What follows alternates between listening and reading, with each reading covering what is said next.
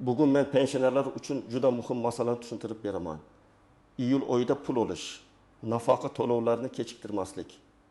Qo'shimcha kompensatsiya yoki imtiyozlardan quruq qolmaslik uchun albatta ulgurib bajarish kerak bo'lgan 5 ta ish bor.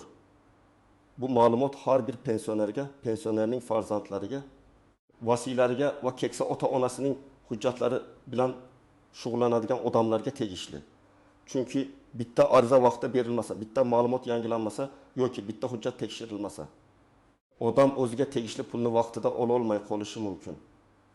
Men bu videoda oddiy tilda amaliy misollar bilan tushuntiraman. Kimlar xavotir olish kerak? Kimlar tinch bo'lishi mumkin? Qaysi holatda pensiya jamg'armasiga borish kerak? Qaysi holatda mahalla yoki bankka murojaat qilinadi? Qaysi hujjatlar kerak bo'ladi? Hozirning o'zida kanalga obuna bo'ling, videoga like bosing. Chunki bunday ma'lumotni vaqtida eshitgan odam o'z pulini saqlab qoladi. Vaqtida bilmagan odam esa keyin idora yurishga majbur bo'ladi. Avval pensionerlarning ko'p ishlari qog'oz hujjatlar, ro'yxatlar, qo'lda yozilgan ma'lumotlar va turli idoralarga borib kelish orqali hal qilinar edi. Pensiya tayinlangandan keyin odam ko'pincha shunday o'ylardi. Menga pensiya chiqdi, endi har oy avtomatik tushaveradi. Men hech narsaga aralashmasam ham bo'ladi. Ha, ko'p holatda pensiya haqiqatan har oy to'lanadi. Lekin bugungi kunda ma'lumotlar elektron bazalar orqali tekshiriladi.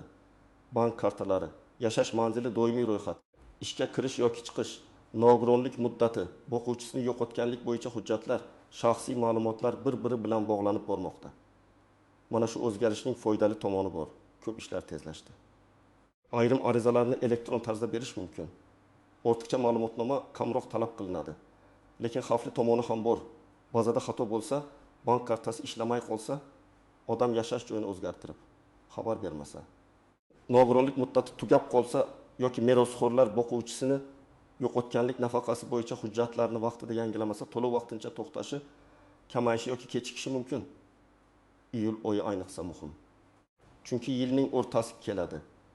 Ko'plab oilalarda hujjatlar, daromadlar, imtiyozlar va bank kartalari bo'yicha tekshiruvlar boshlanadi. Kimdir sanatoriy yo'llanmasi yoki dori-darmon kompensatsiyasiga ariza beradi. Kimdir kommunal to'lovlar bo'yicha imtiyozni aniqlashtiradi. Kimdir pensiyasi oshganmi yoki qayta hisob-kitob qilinadimi deb so'raydi. Men aytmoqchi bo'lgan 5 ta ishni iyulda ko'rib qo'yish pensionerga keyingi oylar uchun ham xotirjamlik beradi. Eng birinchi qilinadigan ish pensiya ishingizdagi ma'lumotlar to'g'ri ekanini tekshirtirish. Men buni bekorga birinchi o'ringa qo'ymayapman. Chunki ko'p muammolar aynan oddiy xatodan boshlanadi. Familiya harfi noto'g'ri yozilgan, tug'ilgan sana bazada boshqa ko'rsatilgan, pasport yoki ID karta ma'lumoti yangilanmagan, yashash manzili eski olgan, telefon raqami ishlamaydi, bank karta raqami almashtirilgan, lekin xabar berilmagan. Masalan, bir pensioner 68 yoshda pensiyasini har oy bank kartasiga oladi. U ID kartasini yangilagan, lekin bankdagi ma'lumot eski pasport raqami bilan qolgan. Bir oy kelib karta orqali to'lovda muammo chiqadi. Bank pensionerga ma'lumotlaringizni yangilang deydi. Pensiya jamg'armasi esa bizda to'lov chiqarilgan deydi. Odam esa o'rtada sarson bo'ladi. Agar u iyul boshida borib ma'lumotlarni tekshirtirganida 10 daqiqalik ish bilan muammoning oldi olinardi. Yana bir misol. Pensioner boshqa tumanga ko'chib o'tgan, lekin doimiy ro'yxat masalasini to'liq rasmiylashtirmagan. Pensiya to'lovi o'z vaqtida chiqib turgandek ko'rinadi. Ammo ayrim qo'shimcha yordamlar, mahalla orqali beriladigan moddiy yordam yoki sanatoriy yo'llanmasi eski hudud bo'yicha ko'rinib qoladi. Natijada odam menga nega berilmadi deb keyin biladi. Shuning uchun men har bir pensionerga aytaman. Iyulda pasport yoki ID karta, pensiya guvohnomasi, bank kartasi, yashash manzili va telefon raqamingiz bo'yicha ma'lumotlarni tekshirtiring. Buning uchun tuman pensiya jamg'armasi bo'limiga borish mumkin. Agar farzandingiz yordam bersa, ayrim ma'lumotlarni MyBokkuf.uz orqali yoki tegishli elektron xizmatlar orqali ham ko'rib chiqish mumkin. Lekin keksa odamlar uchun eng ishonchli yo'l hujjatlarni papkaga solib, pensiya jamg'armasi bo'limiga borish va mening pensiya ishimdagi shaxsiy ma'lumotlarim to'g'rimi, bank rekvizitlarim yangimi, to'lovda to'siq yo'qmi deb aniq so'rash. Kim xavotir olish kerak? Yaqinda pasportini yoki ID kartasini almashtirganlar, boshqa manzilga ko'chganlar, bank kartasini yo'qotib yangisini olganlar, telefon raqamini almashtirganlar, familiyasi yoki hujjatlarida farq bor odamlar. Kimlar unchalik xavotir olmasa bo'ladi.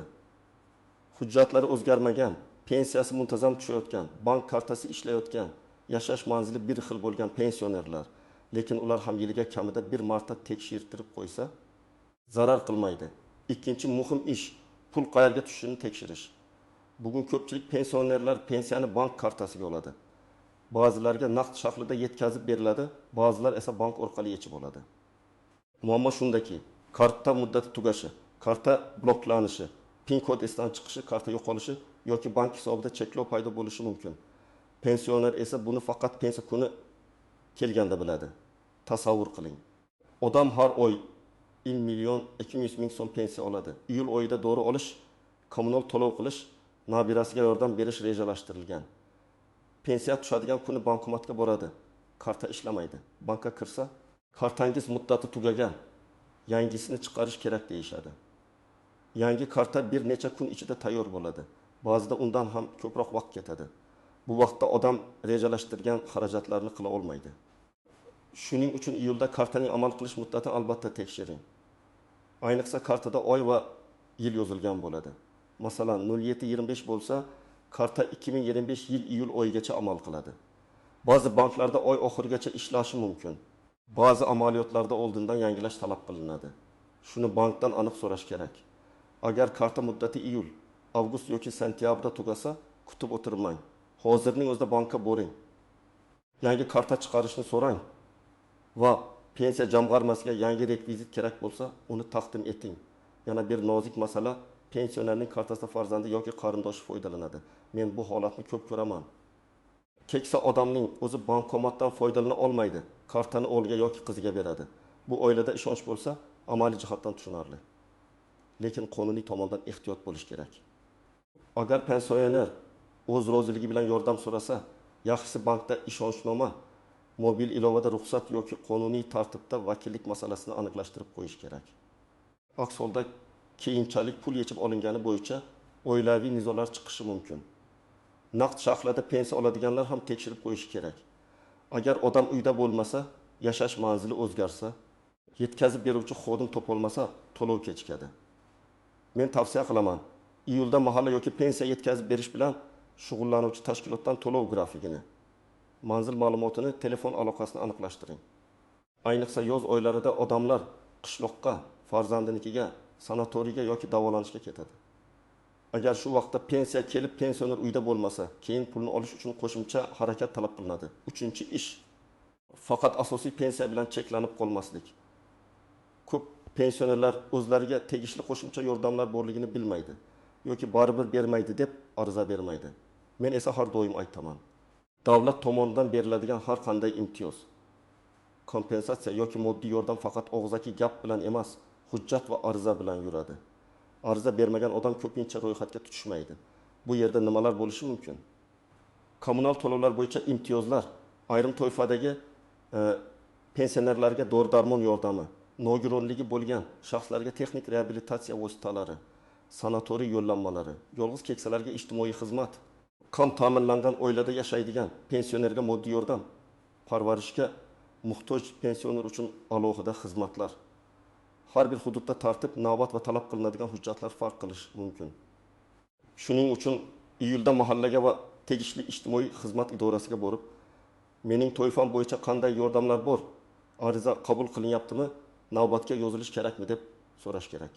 Masalan, 72 yoshli ayol yolg'iz yashaydi. Pensiyasi 20 million 7 ming so'm.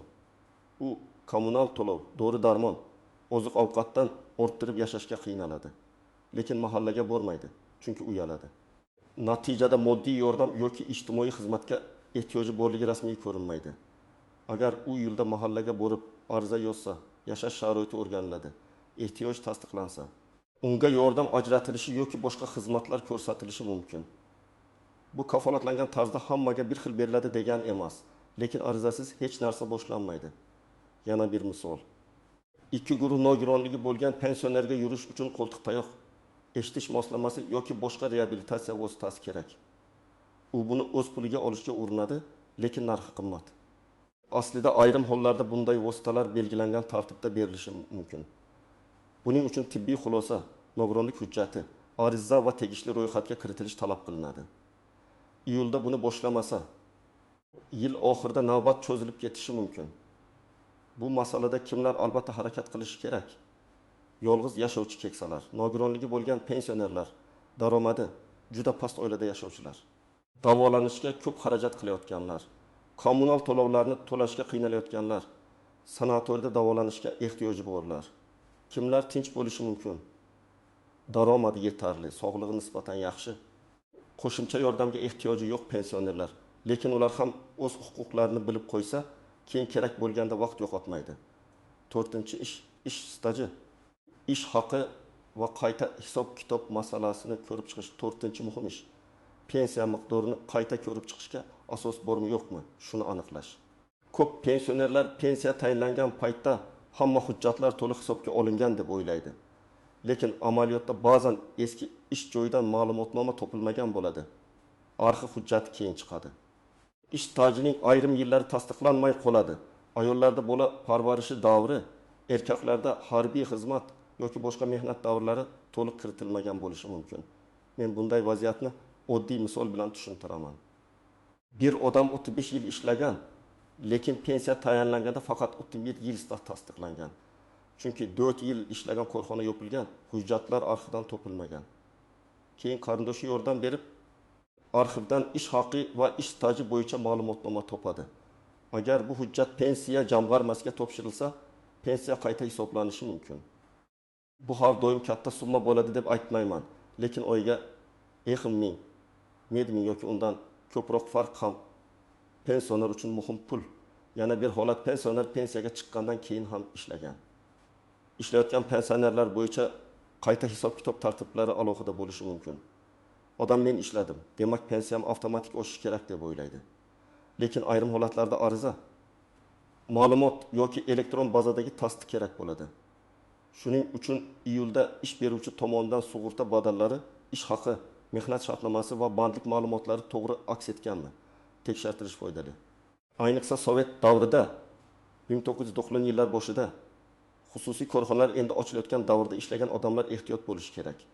Ko'plab korxonalar yopilgan, nomi o'zgargan, arxiga topshirilgan yoki hujjatlari yo'qolgan. Agar sizda eski mehnat daftarchasi, buyruq nusxasi, ish haqi ma'lumotnomasi, kasaba uyushmasi bileti, harbiy bilet, diplomdan keyingi yo'llanma, tug'ruq ta'tili bo'yicha hujjatlar bo'lsa, ularni tashlab yubormang. Bularning ayrimlari pensiya hisobida muhim dalil bo'lishi mumkin. Qanday qilish kerak? Avval uyda barcha eski hujjatlarni yig'ing. Mehnat daftarchasi, arxiv ma'lumotnomalari, eski ish joyidan berilgan spravkalar, harbiy bilet. Ta'lim davri bo'yicha hujjatlar, farzandlar tug'ilganlik guvohnomalari, nikoh yoki familiya o'zgarishi bo'yicha hujjatlar. Keyin pensiya jamg'armasiga borib, mening pensiyam tayinlanganda qaysi stajlar hisobga olingan, qaysilari olinmagan, qo'shimcha hujjat topshirsam qayta hisob-kitob bo'ladimi deb so'rang. Bu savolni aniq berish kerak. Shunchaki pensiyamni oshirib bering deyish yetarli emas. 5-ish muddatli to'lovlar bo'yicha hujjatlarni tekshirish. Hamma pensiyalar bir xil emas. Yoshga doir pensiya odatda doimiy bo'ladi. Lekin nogironlik pensiyasi, boquvchisini yo'qotganlik nafaqasi, ayrim ijtimoiy to'lovlar, parvarish bilan bog'liq yordamlar muddat, tibbiy xulosa yoki o'qish olati bilan bog'liq bo'lishi mumkin. Masalan, nogironlik guruhi 1 yilga berilgan bo'lsa, muddati tugashidan oldin tibbiy ko'rikdan o'tish kerak bo'ladi. Pensioner yoki uning farzandi buni unutib qo'ysa, to'lov to'xtab qolishi mumkin. Keyin qayta tiklash uchun shifoxona, tibbiy mehnat ekspertizasi, idoralar, arizalar bilan yurishga to'g'ri keladi. Bu ayniqsa iyulda muhim. Chunki yozda odamlar dam olishga ketadi. Ayrim shifokorlar ta'tilda bo'ladi. Navbatlar cho'zilishi mumkin. Shuning uchun agar nogironlik muddati iyul, avgust yoki sentyabrga to'g'ri kelsa, bugundan harakat qiling. Boquvchisini yo'qotganlik bo'yicha ham ko'p nozik jihatlar bor. Masalan, bola 15 yoshga to'lgandan keyin kunduzgi ta'limda o'qisa, ma'lum shartlar asosida to'lov davom etishi mumkin. Lekin o'qiyotganini tasdiqlovchi ma'lumot kerak bo'ladi. Agar talaba o'qishdan chetlatilsa, sirtqi ta'limga o'tsa yoki ma'lumotnoma vaqtida topshirilmasa, to'lov masalasida muammo chiqadi. Oilalar ko'pincha buni sentyabrda eslaydi. Lekin iyulda hujjatlarni tayyorlab qo'yish ancha to'g'ri. parvarishga muhtoj pensionerlar bo'yicha ham shunday. Agar keksa odam doimiy yordamga muhtoj bo'lsa, yolg'iz yashasa, o'zi yura olmasa yoki nogironligi bo'lsa, ijtimoiy xizmatlar, uyda parvarish, mahalla orqali ko'mak, tibbiy xulosa kerak bo'lishi mumkin. Bu yerda eng katta xato farzandlar o'zimiz qaraymiz deb yuraveradi. Lekin rasmiy hujjat qilinmaydi. Keyin qo'shimcha yordam, dori, reabilitatsiya vositasi yoki ijtimoiy xizmat kerak bo'lganda odam tizimda ehtiyojmand sifatida ko'rinmaydi. Endi men juda muhim nozik jihatlarni aytaman. Birinchisi, har bir pensionerga bir xil to'lov yoki bir xil yordam berilmaydi. İnternetda hamma pensionerlarga iyulda falon pul beriladi degan xabarlar ko'p tarqaladi. Men bunday xabarlarga ishonishda ehtiyot bo'lishni maslahat beraman. Har qanday qo'shimcha to'lovning asosi bo'ladi. Prezident qarori, hukumat qarori, mahalliy dastur, ijtimoiy daftar, nogironlik toifasi, kam ta'minlanganlik mezoni yoki boshqa rasmiy tartib. Shunchaki telefon orqali kelgan xabar yoki ijtimoiy tarmoqdagi post asos bo'la olmaydi. Ikkinchi nozik masala firibgarlik. Pensionerlarga pensiyangiz oshadi, kartangizni tekshirib beramiz, SMS kodini ayting. Ariza to'ldiramiz deb qo'ng'iroq qiladiganlar bo'lishi mumkin. Hech qachon bank kartangizning PIN kodini, SMS kodini karta orqasidagi raqamlarni begona odamga aytmang. Pensiya jamg'armasi yoki bank xodimi sizdan SMS kod so'ramaydi. Agar kimdir telefon qilib shunday ma'lumot so'rasa, darhol suhbatni to'xtating va bankning rasmiy raqamiga o'zingiz qo'ng'iroq qiling. Uchinchi masala, ishonchnoma. Agar pensionerning o'zi yurishga qiynalsa, farzandi yoki qarindoshi uning nomidan hujjat topshirishi mumkin. Lekin ko'p idoralarda buning uchun ishonchnoma yoki qonuniy vakillik talab qilinadi. Men uning o'g'liman degan gap har doim yetarli bo'lmaydi. Shuning uchun oldindan aniqlang. Qaysi hujjatni kim topshira oladi? Notarial ishonchnoma kerakmi? Tibbiy holat bo'yicha uyga chaqirish mumkinmi? Bu savollarni iyulda hal qilib qo'ysangiz, keyin shoshilmaysiz. To'rtinchi masala, qarzdorlik va majburiy ushlanmalar. Ba'zan pensioner pensiyasi kamagandek ko'rinadi. Sababi aliment kredit qarzi, sud qarori, kommunal qarzdorlik yoki boshqa ijro hujjatlari bo'lishi mumkin. Agar pensiyangiz avval 1 million 500 ming so'm tushib, keyin 1 million 200 ming so'm tushsa, darhol davlat kamaytiribdi deb o'ylamang. Bankdan yoki pensiya jamg'armasidan to'lov tafsilotini so'rang. Agar ushlanma bo'lsa, qaysi asosda, qancha muddatga, qancha foiz ushlanayotganini bilishga haqlisiz. 5-chi nozik masala hujjatdagi ism familiya farqlari. Ayniqsa ayollarda nikohdan keyin familiya o'zgargan, eski mehnat daftarchasida boshqa familiya, pasportda boshqa familiya bo'lishi mumkin. Ba'zan bitta harf farqi ham muammo keltiradi. Masalan, Karimova bir hujjatda Karimova deb yozilgan bo'lsa, arxiv ma'lumoti boshqa odamnikidek ko'rinishi mumkin. Bunday holatda nikoh guvohnomasi, familiya o'zgargani haqidagi hujjat, tug'ilganlik guvohnomasi kerak bo'ladi. Iyulda bularni oldindan tartibga keltiring. Endi men aniq qadamlarni aytaman. Birinchi qadam, uyda hujjatlar papkasini tayyorlang. Unda ID karta yoki pasport nusxasi, pensiya guvohnomasi, bank karta ma'lumotlari, mehnat daftarchasi, arxiv ma'lumotnomalari, nogironlik hujjati bo'lsa uning nusxasi, tibbiy xulosalar, kommunal to'lov kvitantsiyalari, mahalla ma'lumotlari, telefon raqamingiz yozilgan varaq bo'lsin. Hujjatlar bitta joyda bo'lsa. Idoraga borganda vaqt yutqazmaysiz. Ikkinchi qadam, pensiya jamg'armasiga murojaat qiling. Savollarni oldindan yozib boring. Men quyidagi savollarni berishni tavsiya qilaman. Mening pensiya to'lovimda cheklov yo'qmi? Shaxsiy ma'lumotlarim to'g'rimi? Bank rekvizitim yangimi? Pensiyamni qayta hisoblashga asos bor yo'qmi? Qo'shimcha hujjat topshirsam qabul qilinadimi? Qaysi stajlar hisobga olingan? Javoblarni og'zaki eshitib unutib qo'ymang. Kerak bo'lsa yozib oling. Uchinchi qadam, bankka boring yoki bankning rasmiy aloqa markaziga murojaat qiling. Kartaning amal qilish muddatini, blok yo'qligini, SMS xabarnoma ishlashini, hisob raqami faol ekanini tekshiring. Agar pensionerning o'zi bora olmasa, bankdan vakil orqali xizmat olish tartibini so'rang. Hech qachon kartani begona odamga berib yubormang. 4-qadam, mahallaga boring. Men pensionerman, menga qanday ijtimoiy yordamlar, imtiyozlar, sanatoriy navbati, dori-darmon yoki kommunal yordam bo'yicha imkoniyatlar bor deb so'rang. Agar moddiy ahvolingiz og'ir bo'lsa, buni yashirmang. Ariza yozing, yashash sharoiti o'rganilishini so'rang. Ariza berilgan sana va kim qabul qilganini yozib qo'ying. Beshinchi qadam tibbiy hujjatlarni tekshiring. Nogironlik muddati, davolanish xulosalari, parvarishga muhtojlik, reabilitatsiya vositasi kerakligi bo'yicha shifokor bilan gaplashing. Agar tibbiy ko'rik muddati yaqinlashayotgan bo'lsa, navbatga yoziling. Bu ishni oxirgi haftaga qoldirmang. Chunki bitta shifokor yo'q bo'lsa ham butun jarayon kechikadi. 6-qadam farzandlar bilan ochiq gaplashing. Ko'p pensionerlar hujjat va pul masalasini bolalariga aytmaydi. Keyin muammo chiqqanda hamma shoshiladi. Men tavsiya qilaman. Pensiya qaysi kartaga tushadi? Karta qachon tugaydi? Qaysi hujjatlar qayerda turibdi? Qaysi idoraga murojaat qilingan? Bularni ishonchli yaqin insoningiz bilsin. Bu pulni birovga topshirish degani emas. Bu favqulodda holatda sarson bo'lmaslik uchun kerak. 7-qadam. Barcha murojaatlarda yozma iz qoldiring. Arza bersangiz, nusxasiga qabul qilingan sana qo'ydiring yoki arza raqamini yozib oling. Telefon orqali gaplashsangiz, qaysi raqamga qachon qo'ng'iroq qilganingizni qayd qiling. Bu keyin men aytgandim, ular aytmagandi degan tortishuvlarning oldini oladi. Demak, iyul oyida pensionerlar pul olish va o'zlariga tegishli to'lovlardan quruq qolmaslik uchun 5 ta ishni albatta ko'rib chiqish kerak. Shaxsiy ma'lumotlarni tekshirdirish, bank kartasi va to'lov usulini nazorat qilish, qo'shimcha yordam va imtiyozlar bo'yicha ariza berish, ish staji va qayta hisob-kitob imkoniyatini aniqlash, nogironlik yoki boshqa muddatli to'lovlar hujjatlarini yangilash. Men bu masalalarni shunchaki qo'rqitish uchun emas, amalda ko'p uchraydigan muammolarning oldini olish uchun tushuntirdim. Pensioner uchun 1000 so'm ham, 1000 so'm ham, bir oylik pensiyaning kechikmasligi ham juda muhim.